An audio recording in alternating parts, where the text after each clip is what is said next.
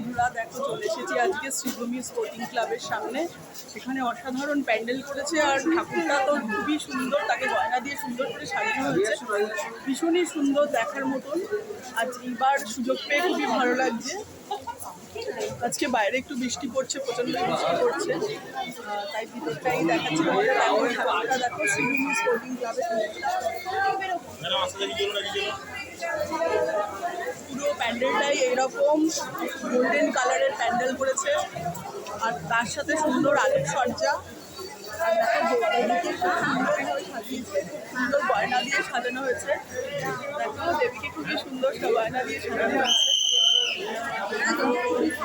রয়েছে তাই একটু দাঁড়াতে পারছি, হয়তো কাল পরশু আসলে হয়তো এই দাঁড়াতে পর্যন্ত পারবো না।